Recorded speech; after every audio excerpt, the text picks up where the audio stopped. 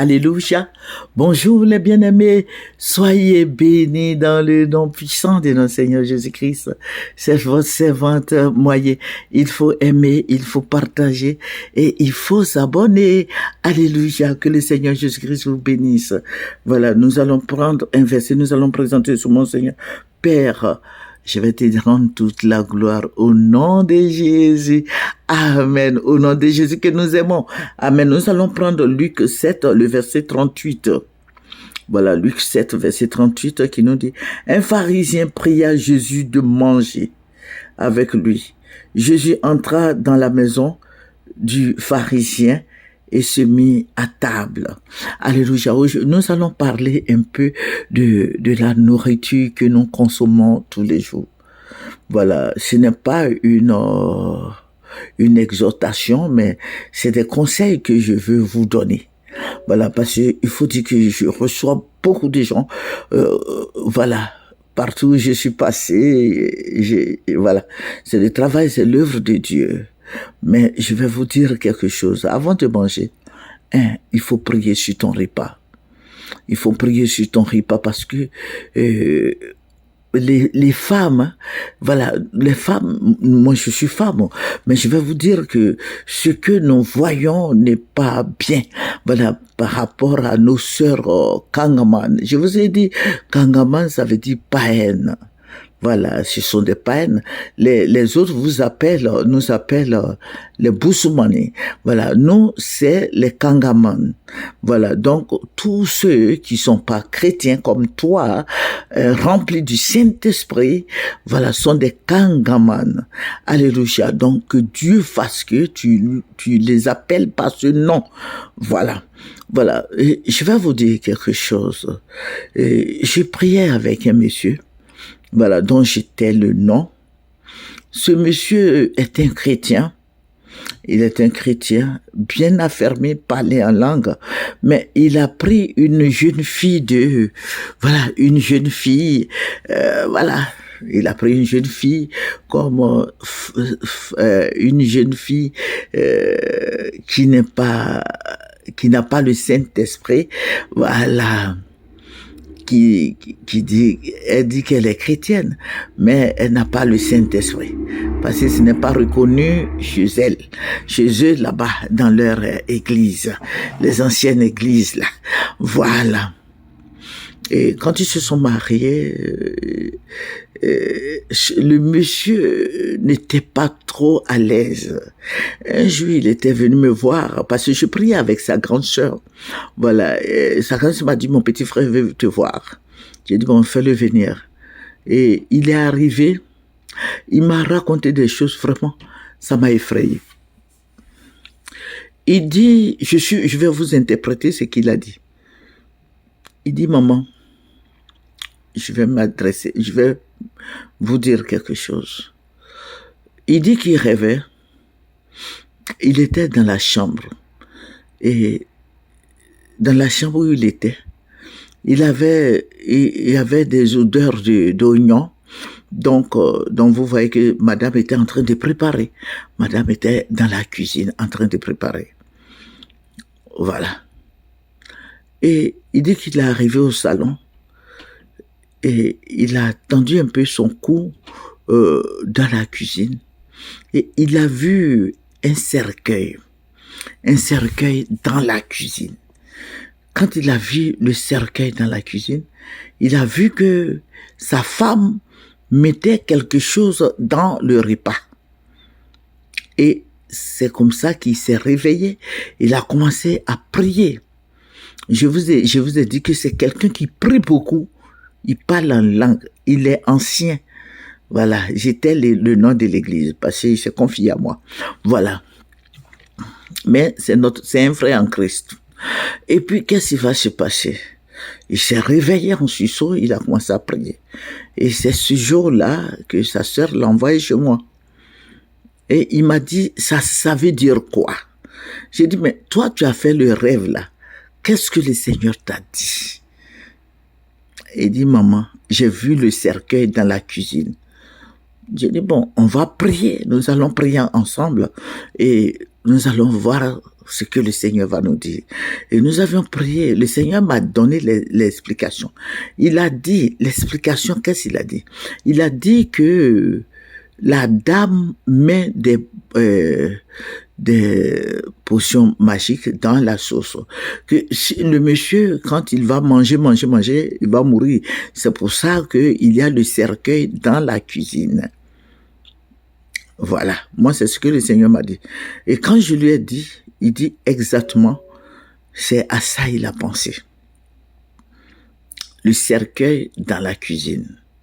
C'est à ça qu'il a pensé. Voilà. Donc, il a dit qu'elles sont faites. J'ai dit, on fait rien, tu vas prier.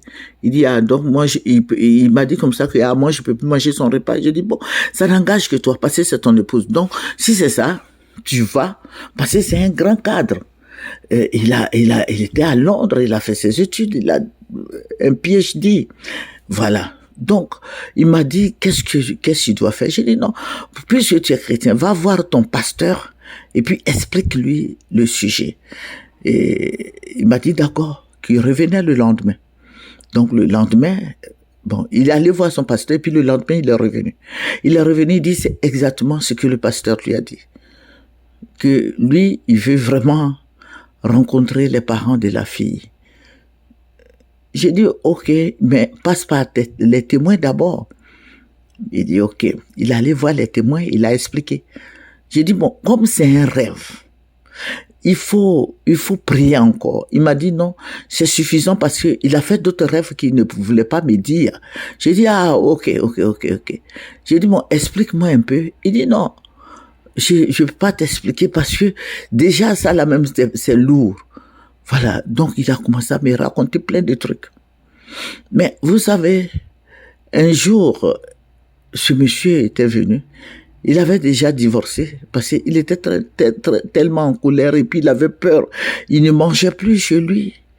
Et il avait fui sa maison. Lui-même, la maison qu'il a achetée, sa villa, là, il a fui la maison. Il a laissé la maison à la femme, à la jeune fille. Parce que lui aussi, étant jeune, il dit qu'il ne pouvait plus la supporter.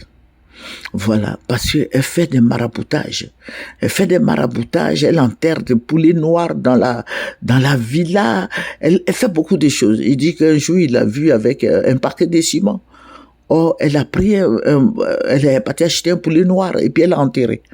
Et le monsieur lui demande, elle lui dit, comme elle est jumelle, il dit, mais tu m'avais jamais dit que tu étais jumelle. Elle dit, si, je suis jumelle, que ma sœur jumelle là, nous sommes identiques. Donc, si tu me vois, tu peux savoir que tu veux pas nous reconnaître. Voilà. Il y a eu beaucoup de choses. Donc, ça, c'est un peu, je suis en train de vous dire. Mais j'ai dit, il faut faire attention. Quand tu veux te marier là, marie-toi à l'église, avec celle-là même, peut-être qui est née à l'église, avec celle-là même, peut-être qui parle en langue, qui est baptisée, qui a la crainte de Dieu. Il faut te marier à celle-là. Mais il ne faut pas te marier aux filles là. Elles vont chez les marabouts. Elles enlèvent leurs poils pubiens. Les poils pubiens, c'est quoi? Vous voyez, au bas du ventre là, quand tu dépasses le ventre et puis tu t'en vas vers le truc des femmes là-bas là, poil qui est là et tu trouves avant de trouver les trucs là, c'est ça, c'est ce poil on appelle poil pubien. Voilà. Elle rase ça et puis elle grille ça et puis elle écrase pour mettre dans la sauce du monsieur pour se faire aimer. Une chrétienne qui est remplie du Saint-Esprit va pas faire ça. Vous voyez? Ou bien les poils des aisselles. Voilà, les poils des aisselles. J'ai reçu plein de femmes qui font ça. Elles vont à Dubaï, elles vont en Arabie Saoudite, elles vont partout. Elles s'en vont chercher des potions magiques pour détruire leur mari. Pour que leur mari soit bébête pour ramasser l'argent du monsieur. Donc, les poils sous les aisselles là, elles prennent ça. Mais je vais faire une autre vidéo où je vais vous parler des poils des aisselles. Voilà, les poils des aisselles là. Elles disent que ça prend bien. Mais je vais vous dire que dans le nom de Jésus, nous détruisons toutes ces puissances des ténèbres. Voilà. Et puis d'autres choses encore. Voilà. Donc, chrétiens, apprêtez-vous, partagez les vidéos que nous faisons. Nous sommes de Jésus-Christ de Nazareth. Nous avons le Saint-Esprit en nous. Et je sais ce que je vous dis. J'ai la tête sur les épaules. Je ne suis pas envoûté. Mais des milliers de gens que j'ai reçus et je continue d'en recevoir. C'est n'importe quoi. Ne prenez pas les filles qui n'ont pas Jésus. Et si vous voulez les prendre là, prenez celles qui sont assises dans la foi et dans Jésus qui prie en langue. C'est pas la peine d'aller prendre une femme qui vient maintenant d'être convertie là. Quand ça chauffe là, elles vont chez les marabouts. Je suis en train de vous dire ça parce que j'en ai reçu beaucoup de gens. Amen. Que le Seigneur vous bénisse et que Dieu fasse que nos enfants prient et qu'ils prennent des femmes chrétiennes. Parce que même les blanches là, elles vont chez les catomanciers et catomancières. Elles vont faire des pratiques. Vous avez compris? Il y a des blanches qui le font. Voilà. Donc ce ne sont pas les noirs seulement. C'est pour ça que je demande à mes frères et à mes sœurs en Christ de prendre des gens qui sont convertis, qui parlent en langue, qui sont dans les églises évangéliques, qui sont assis dans la foi. Que le Seigneur vous bénisse. Nous allons terminer par la prière. Père, que ton nom soit béni, que ton nom soit élevé, que ton nom soit magnifié, que ton nom soit exalté, Papa. Je vais te dire merci pour ta présence. Béni sois-tu au nom de Jésus. Amen. C'est votre servante moyen. Il faut aimer, il faut partager et il faut s'abonner. Alléluia. Que le Seigneur vous bénisse. Amen. Au revoir.